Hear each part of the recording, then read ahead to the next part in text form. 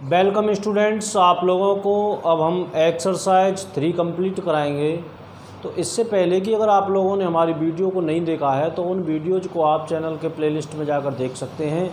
और स्टूडेंट्स याद रखें, ये बीजगणित का तीसरा चैप्टर है और बीजगणित आपके पेपर में कम से कम 20 नंबर का आता है, तो इसे ध्यान से समझें।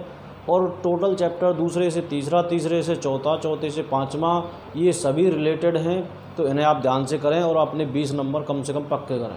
ठीक है, तो चैप्टर है हमारा 2 चरों वाले रैखिक समीकरण। थोड़ा सा बेसिक समझाएंगे, पहले आप बेसिक समझें, उसके बाद एक्सरसाइज समझोगे तो और ज़्यादा बेटर समझ में आएगी। ठीक है, तो बेसिक ज़रूरी है, वीडियो को पूरा देखें और हमें बताएं कि समझ में आया कि नहीं आया। ठीक है, 100% समझ में आएगा वैसे तो, अगर आप पूरी वीडियो देखते हैं तो। ठीक है, तो देखिए इसका जो रूप है, 2 चरों वाले रैखिक समीकरण का रूप है वो कैसे होगा। a1x plus b1y plus c1 equal to 0, a2x plus b2y plus c2 equal to 0। देखिए 2 चरों वाले अगर रैखिक समीकरण दे रखे हैं तो उसमें क्या है, 2 ही समीकरण होना अनिवार्य है, अदरवाइज आप इसे सॉल्व नहीं कर सकते हैं। अगर 2 चरों वाले रैखिक समीकरण की बात की जा रही है तो उसमें 2 ही समीकरण होना अनिवार्य है। अब 2 चरों की बात क्या है, 2 चरों का मान है कि 2 अज्ञात वैल्यू हमें निकालनी पड़ेंगी। इसमें क्या है, x भी निकालना पड़ेगा हमें, y भी निकालनी पड़ेगी। ठीक है, st भी हो सकता है, u भी हो सकता है, कुछ भी हो सकता है। तो 2 अज्ञात राशियां हमें निकालनी पड़ती हैं। ठीक है, तो उनको बोलते हैं हम चर।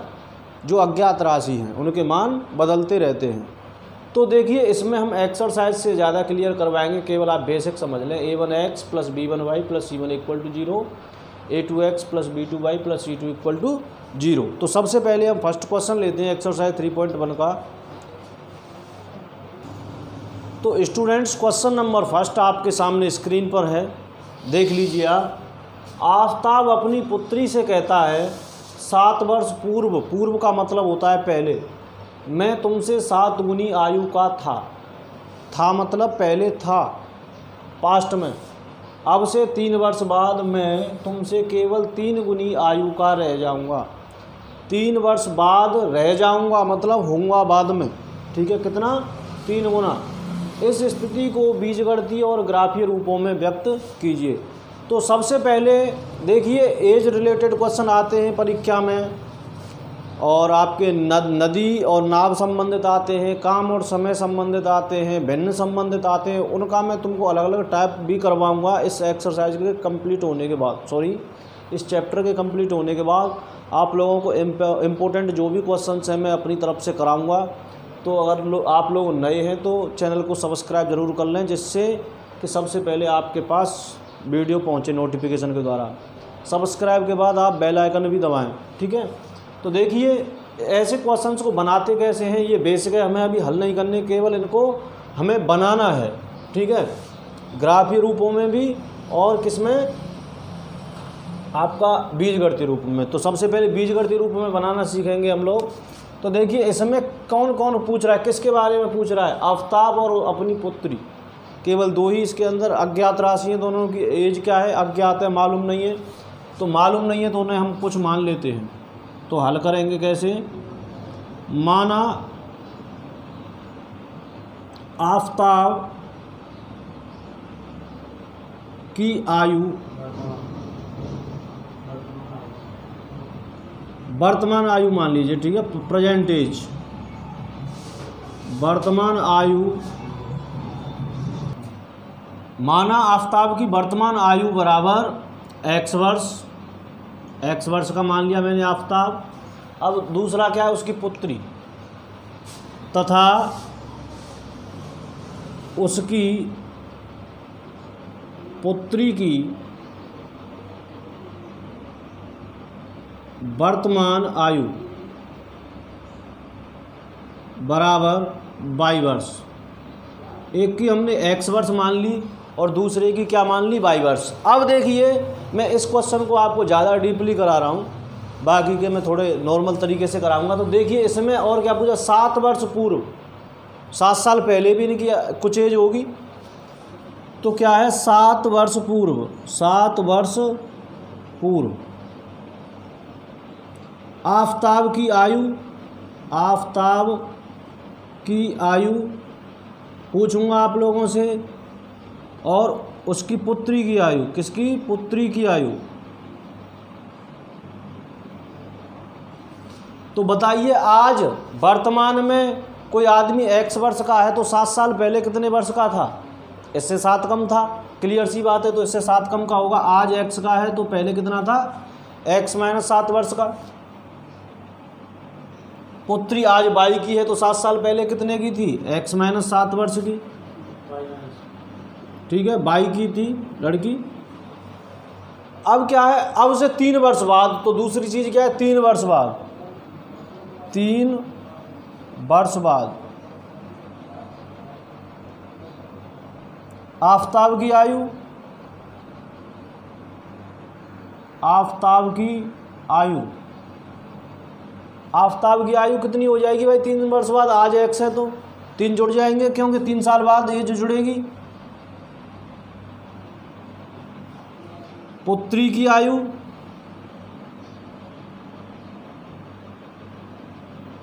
y + 3,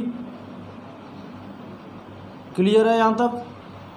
ये हमारा बेसिक डाटा है जिसकी सहायता से हम क्या है, इक्वेशंस बनाएंगे, ठीक है। जो जो पूछा था वो मैंने लिख लिया। अब इसमें हमें क्या करना है, इस स्थिति को बीजगणितीय और ग्राफीय रूपों में लिखिए। देखिए यहाँ से अगर मैं इसे नीचे लिखता हूँ तो ये बोर्ड पे नहीं आ पाएगा, तो मैं इसे इधर कर देता हूँ, ठीक है। तो देखिए प्रश्नानुसार,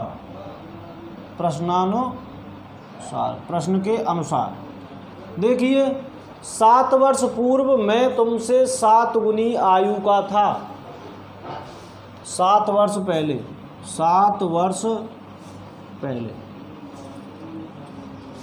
देखिए पिता और पुत्री की उम्र की तुलना की गई है। पिता की उम्र थी x माइनस 7 और पुत्री की क्या थी, y माइनस 7।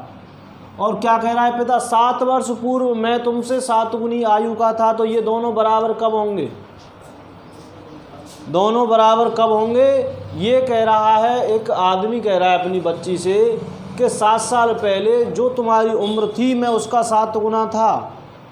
तो कब बराबर होंगे, या तो इसमें आप 7 से गुणा कर दीजिए या फिर इसमें आप 7 से भाग कर दीजिए। भाई पिता की उम्र में अगर आप 7 से भाग दे देंगे तो पुत्री की उम्र के बराबर आ जाएगा। अगर पुत्री की उम्र में 7 से गुणा कर देंगे तो पिता की उम्र के बराबर आ जाएगी। और मैंने आपको स्टार्टिंग में ही क्या बताया था, a1x + b1y + c1 = 0, इस रूप में हम लिखेंगे समीकरण को। तो ये रूप हमें बनाना है, तो पहले इसे सरल कर लेते हैं थोड़ा सा। तो क्या हो जाएगा, x माइनस 7 बराबर 7y माइनस 49, क्लियर है। अब हमें क्या करना है, पहले x वाला फिर y वाला फिर कांस्टेंट, तो सभी को इधर लेके आएंगे, बराबर में 0 रखना है। तो x minus 7 minus 7y minus 49 बराबर 0, ठीक है। प्लस का हो जाएगा, ये इधर माइनस है। तो अब इसे करेंगे तो क्या बनेगा, x माइनस 7y और 49 में से 7 गया तो 42 बराबर 0। ये बन गया आपका इक्वेशन नंबर 1, क्लियर है। अब दूसरी बात है 3 वर्ष बाद, दूसरी चीज़ क्या है, 3 वर्ष बाद पिता की उम्र कितनी थी, x + 3, पुत्री की उम्र कितनी थी, y + 3, बराबर कब हो जाएंगे दोनों। तुलना करना ही इक्वेशन कहलाता है, तुलना करने से ही क्या बनता है, समीकरण। 3 गुना रह जाऊंगा, 3 गुनी आयु का रह जाऊंगा, पुत्री के 3 गुनी के बराबर हो जाएगा। तो इसमें अगर मैं 3 का गुणा कर दूं तो ये बराबर हो जाएंगे, ठीक है। बनाएंगे इक्वेशन तो क्या बनेगा, x + 3 = 3y + 3, ठीक है, 9, ठीक है। ये क्या आएगा, 9, 3 का 3 से गुणा। अब क्या है, मैं इसे भी इधर लेके आऊँगा तो ये क्या बन जाएगा, x माइनस 3y माइनस 6 = 0। इस प्रकार से आपके दोनों इक्वेशंस बन गए हैं। और यही क्या कहलाएगा आपका बीजगणितीय निरूपण। ग्राफीय निरूपण भी हम आपको बताएंगे।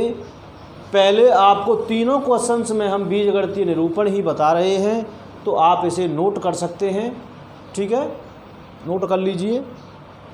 वैसे मैं इन इक्वेशंस को यहाँ लिख देता हूँ जिससे कि मैं बाद में आपको इनको ग्राफ बना के बता सकूँ। तो क्या है, x - 7y प्लस 42 = 0, और दूसरा क्या है x - 3y - 6 = 0। ठीक है, ये पहले वाले क्वेश्चन के हैं दोनों इक्वेशन। इनको मैं जो ग्राफ है सबसे लास्ट में बताऊंगा, पहले आप ये आधा पार्ट रख लीजिए। ग्राफ के लिए आप क्या है कि अगर आप रफ में बना रहे हैं तो आधा सा पेज छोड़ दीजिए। ठीक है, रोक कर स्क्रीनशॉट ले सकते हैं या फिर नोट कर सकते हैं रोक कर भी। तो दूसरा क्वेश्चन अब आप लोगों के सामने स्क्रीन पर है। देखिए, क्रिकेट टीम के एक कोच ने 3900 रुपये में 3 बल्ले और 6 गेंद खरीदी। अब यहाँ पर किस चीज़ के बारे में चर्चा हो रही है? गेंद और बल्ले के बारे में। बाद में उसने एक और बल्ला तथा उसी प्रकार की 3 गेंद 1300 रुपये में खरीदी। इस स्थिति को बीजगणितीय तथा ज्यामितीय रूपों में व्यक्त कीजिए। तो इसमें जो वैल्यू नहीं दे रखी है वो बल्ले और गेंद की नहीं दे रखी है, तो हम मानेंगे इसको। माना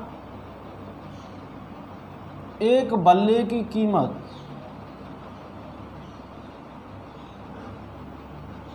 बराबर x रुपये मान लिया तथा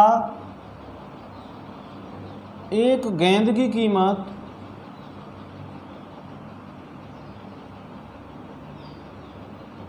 ₹22 मान लिया। एक बल्ले की कीमत x रुपये मान ली और एक गेंद की कीमत ₹22 मान ली। तब प्रश्नानुसार, अब प्रश्न जो कह रहा है वो करेंगे हम। ठीक है, अब देखिए 3 बल्ले, एक बल्ला x रुपये का आ रहा है तो 3 बल्ले कितने रुपए के आएंगे? 3 गुणा x रुपये के आएंगे। 3 बल्लों की कीमत 3 गुणा x रुपये। और 6 गेंद भी खरीदी, एक गेंद ₹22 की आ रही है तो 6 गेंद कितने की आएंगी? 6 गुणा ₹22 की। और दोनों की कीमत मिलाकर कितनी थी? 3900 रुपये। तो दोनों की मिलाकर इनको जोड़कर कितनी कीमत रखी है? 3900 रुपये। फर्स्ट इक्वेशन बन गया आपका, या इसे आप इधर ला सकते हो। ठीक है, और ज़्यादा क्या कर सकते हो? 3 का भाग भी दे सकते हो। दोनों साइड में 3 का भी भाग जा रहा है तो क्या हो जाएगा? 3 से भाग देने पे x + 2y बराबर 1300। 3 का भाग दे दिया दोनों तरफ। अब दूसरा इक्वेशन है, बाद में उसने एक और बल्ला, एक बल्ला कितने का लिया? x रुपये का आ रहा है एक बल्ला। और उसी प्रकार की 3 गेंद, 3 गेंद 3 ₹22 की। ठीक है, और पैसे कितने लगे? 1300 रुपये। ये इक्वेशन नंबर 2 हो गया। यही इसका क्या है? बीजगणितीय निरूपण। ठीक है, ज्यामितीय निरूपण इसका भी हम आपको बताएंगे, तो इसे भी नोट कर लेते हैं। क्या क्या है? x + 2y = और x + 3y = 1300। ये दूसरे क्वेश्चन का है। तो मैंने इन दोनों इक्वेशंस को यहाँ पर नोट कर दिया है, आप भी इसे नोट कर लें। ठीक है, अब मैं आपको लास्ट क्वेश्चन के इक्वेशन डायरेक्टली बता के दिखाऊंगा। ठीक है, तो आप वीडियो को ध्यान से देखते रहें। वीडियो अच्छी लग रही है तो लाइक कर दें, चैनल को सब्सक्राइब करके बेल आइकन को दबाएं जिससे सबसे पहले नोटिफिकेशन आपके पास पहुँचे। ठीक है, तो क्वेश्चन नंबर 3 क्या है, मैं लिखूंगा नहीं अब की बार, डायरेक्ट आपको बता दूंगा इसे। तो क्वेश्चन नंबर 3 है आपका, 2 किलो सेब और 1 किलो अंगूर का मूल्य किसी दिन 160 रुपये था। एक अंगूर की बात की जा रही है और एक सेब की बात की जा रही है। तो माना 1 किलो अंगूर का मूल्य बराबर x रुपये। क्या मान लिया मैंने? 1 किलो अंगूर का मूल्य x रुपये, ठीक है। और 1 किलो सेब का मूल्य बराबर 22 रुपये। 1 किलो अंगूर का मूल्य x रुपये मान लिया, 1 किलो सेब का मूल्य 22 रुपये मान लिया, और दोनों को मिलाकर एक दिन उसने लिए तो क्या है, 2 किलो सेब और 1 किलो अंगूर 160 रुपये में खरीदे, ठीक है। 2 किलो सेब, चलो, और 1 किलो अंगूर। तो प्रश्नानुसार अब देखिए 2 किलो सेब, 1 किलो सेब कितने रुपए के लिए? 22 रुपये के। तो 2 किलो कितने के आएंगे? 2 22 रुपये के, ठीक है। और 1 किलो अंगूर, 1 किलो अंगूर x रुपये के हैं, मैंने पहले ही लिख दिया। और दोनों की टोटल कीमत कितनी आ रही है? 160 रुपये। इक्वेशन फर्स्ट बना। अब क्या है, 2 किलो अंगूर, तो 2 किलो अंगूर कितने के लिए? आगे 4 किलो सेब, 4 22 रुपये के, और 2 किलो अंगूर, 2 किलो अंगूर तो कितने रुपए में लिए? मिलाकर 300 रुपये में। अब इसमें क्या है, 2 का भाग जा सकता है, 2 कॉमन लेके, ठीक है। तो ये क्या हो जाएगा, 2y + x बराबर 150 रुपये, ठीक है। ये 2 इक्वेशन आपके बन गए, ठीक है। इसमें क्या है, आंसर में डिफ़र हो सकता है, x की जगह पे y की जगह पे x, क्योंकि जो हमारे जो समीकरण बन के आते हैं वो हमारे मानने के ऊपर निर्भर करते हैं। मैंने यहाँ पर अंगूर का मूल्य x रुपये माना है, आप सेब का मान सकते हो, तो सेब की जगह पे अंगूर आ जाएगा, ठीक है। तो x y आपस में बदल सकते हैं, लेकिन जो थ्योरी हमने लिखी है वो मैच करनी चाहिए, ठीक है। अब क्या है, इनको बीजगणितीय रूप में हमने लिख दिया, अब ग्राफीय रूप में लिखना हम आप लोगों को सिखाएंगे, ठीक है। ठीक है, इसे यहीं रहने दो, यहीं से इसे समझा दूंगा आप लोगों को। 2 पहले से उतर रहे हैं आपके सामने और ये तीसरा है, ठीक है। या फिर ऐसा करो, इसको भी लिख लेता हूँ। तो थर्ड पार्ट क्या है, 2y + x = 160 और 2y + x = 150, ठीक है। ये तीसरे का है। अब हम आपको ग्राफीय विधि समझाएंगे। अब ध्यान से आप समझें ग्राफीय विधि, इसको ग्राफ पर कैसे निरूपित करते हैं। तो अगर आपने हमारी निर्देशांक ज्यामिति वाली वीडियो देखी है तो आपके बहुत बेहतर समझ में आएगा। अगर आपने नहीं देखी है तो बेसिक इंट्रोडक्शन सबसे पहली वाली वीडियो को उसको देख लेना।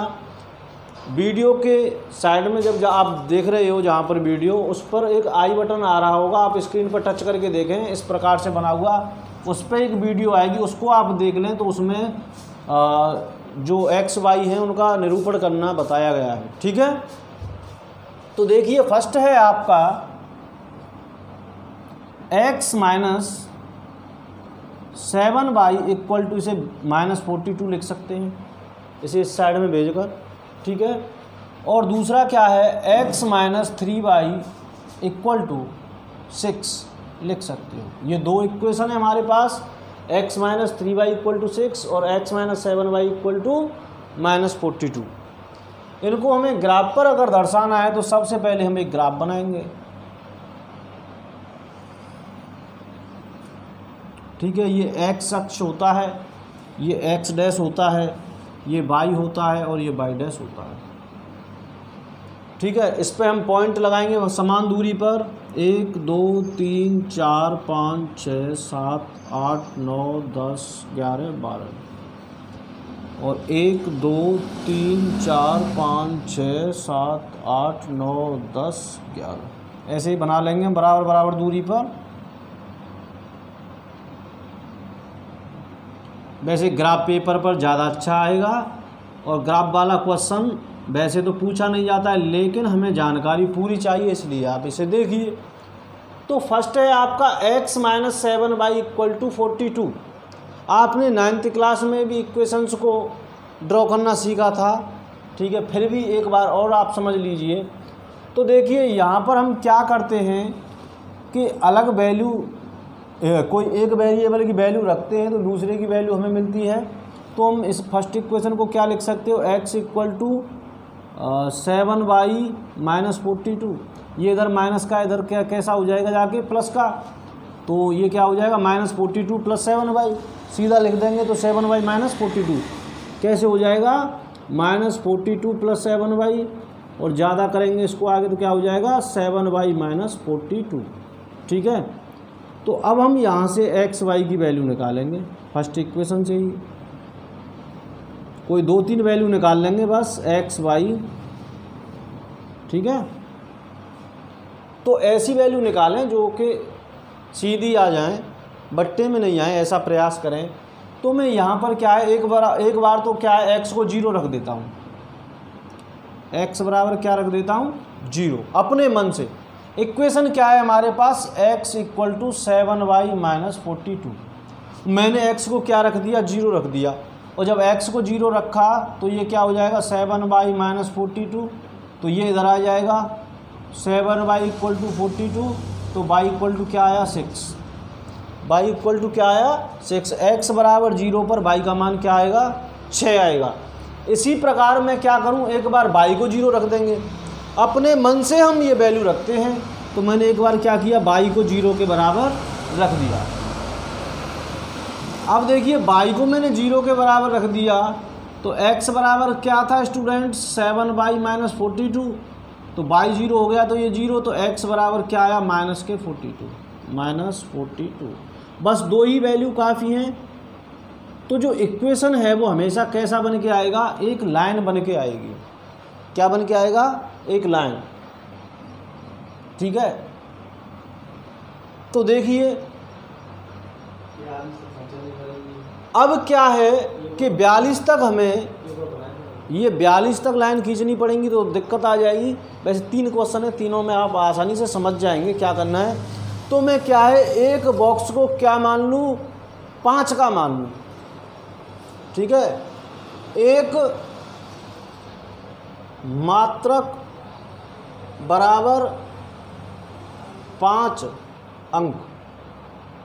ठीक है। एक मात्रक को क्या मान लूँ 5 अंक के बराबर मान लूँ।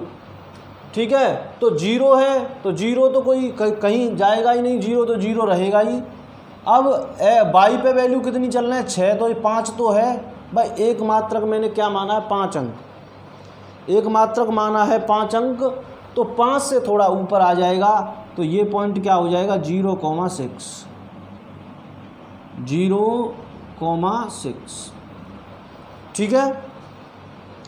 x पे -42। अब देखिए x पे इधर साइड में चलते हैं तो प्लस वैल्यू आती है और इधर आते हैं तो माइनस। तो 8 पंजे 40, 8 चलेंगे पहले तो 1 2 3 4 5 6 7 8, ये 40 हो गया। इससे थोड़ा सा आगे क्या हो जाएगा 42, और y बराबर 0, y पे कहीं चले नहीं। तो ये पॉइंट क्या होगा -42,0। इन पॉइंट्स को हम मिलाएंगे तो हमें क्या है एक रेखा प्राप्त होगी। ठीक है। स्केल से मिलाएंगे, पैमाने से। ठीक है। तो ये क्या है, ये जो रेखा है वो दर्शा रही है आपको फर्स्ट इक्वेशन को। ठीक है। इस प्रकार से हम ड्रॉ कर देंगे, पैमाने से बिल्कुल सीधी लाइन आएगी। ठीक है। अब दूसरी क्या है x माइनस 3। अब ये इसका नाम रख देंगे। नाम क्या है इसका, नाम है इसका x minus 7y equal to -42। ठीक है। अब दूसरी वैल्यू को हम कैसे दर्शाएंगे, इसी प्रकार से। तो देखिए वो क्या है x minus 3y equal to 6। दूसरी क्या है x minus 3y equal to 6। एक बार x को 0 मानेंगे और एक बार y को 0 मानेंगे।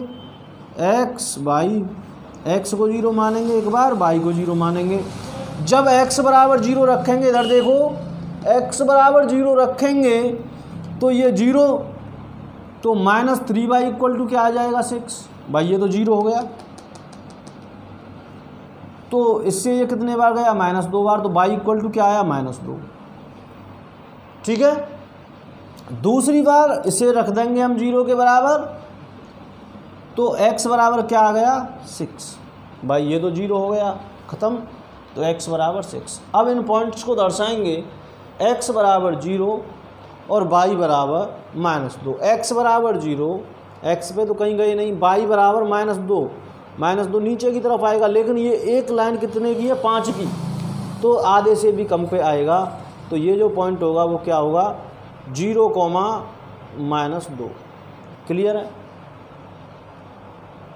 अगला पॉइंट है 6,0, x पे 6 प्लस का 6, 5 तो ये है और 6 कहाँ आ जाएगा, ऐसे थोड़े से आगे 6,0, y पे 0। तो ये पॉइंट क्या हुआ 6,0। मिलाएंगे पॉइंट्स को, तो इन पॉइंट्स से होती हुई जो रेखा जाएगी वो क्या होगी x - 3y = 6। पैमाने की सहायता से इनको हम मिला देंगे, ठीक है। तो ये जो रेखा जाएगी, इस रेखा का नाम क्या होगा x - 3y = 6। समझ में आया होगा आपके बेटर तरीके से। नहीं आया है तो कोई बात नहीं है, अगला क्वेश्चन फिर आ रहा है, उससे आपके और ज़्यादा बेटर समझा दूंगा, ठीक है। तो नोट कर सकते हैं यार रोक कर, केवल दर्शाना है। और देखो ये जो मैंने थ्योरी लिखी थी ये आपको नहीं लिखनी है, ये केवल मैंने आपको समझाने के लिए बताई थी। ये वाली थ्योरी आपको केवल बॉक्स बनाना है।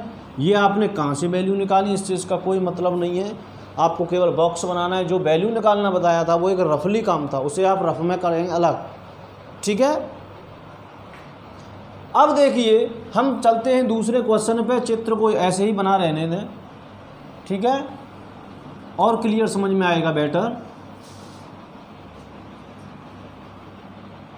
तो इसे मैं साफ कर देता हूं जो ग्राफ बनाया था अभी।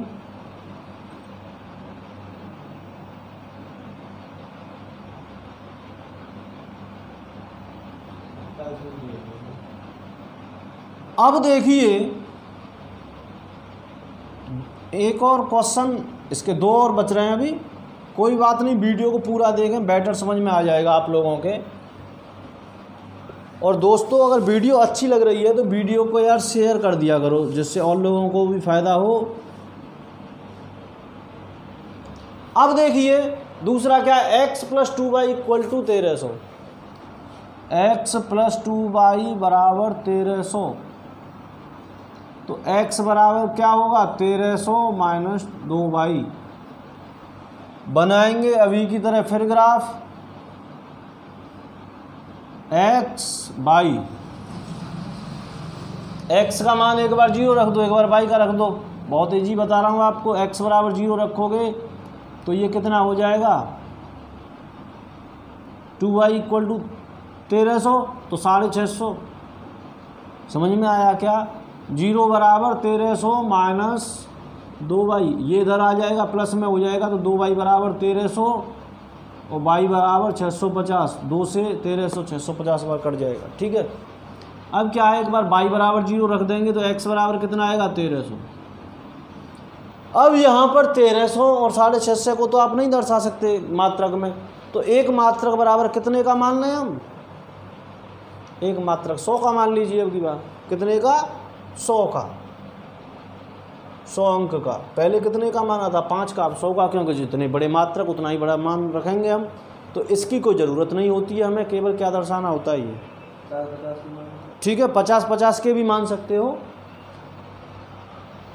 तो देखिए 50 का मान लीजिए चलो, पर ये 1300 नहीं, ज़्यादा ही जा रहा है, 100 का ही रहने दो, ठीक है। तो क्या है 0,650, 0 तो है ही है और y की वैल्यू 650, और एक में कितने हैं 100, तो 6 में कितने हो गए 600, 650 तक जाएगा भाई। एक में 100 आ रहे हैं और ये कितने 650, तो 600 तो 6 में आ जाएगा, लेकिन उससे आधे में और जाएगा 650। तो एक कितने का है 100 का, y पे चलेंगे हम, ये 0 हो गया, 100 200 300 400 500 600, और 650 कहाँ आएगा यहाँ पर, पॉइंट हो गया 0,650, ठीक है। दूसरा पॉइंट है 1300, x पे 1300 y पे 0। x पे 1300 चलेंगे यहाँ से 0 से, 100 200 300 400 500 600 700 800 900 1000 1100 1200 और ये 1300, और y पे कहीं भी चले नहीं है, 0 है। तो क्या आया 1300, 0। तो इन पॉइंट्स को मिलाएंगे तो पहली वाली हमें क्या है, ग्राफिंग हो जाएगी पहली लाइन की। और पहली लाइन क्या है, x + 2y = 13। क्लियर समझ में आ रहा होगा तो आपकी में दूसरी को और दर्शाएंगे। तो दूसरी क्या है स्टूडेंट्स, x + 3y = 13। ठीक है, एक बार x = 0 रखेंगे, एक बार y = 0 रखेंगे। x = 0, x = 0 रखेंगे तो y बराबर कितना आएगा, 1300/3। भाई क्या है, 0 + 3y = 1300 हो गया। तो 3y = 1300 और y = 1300/3। ठीक है, 4 से कुछ ज़्यादा आएगा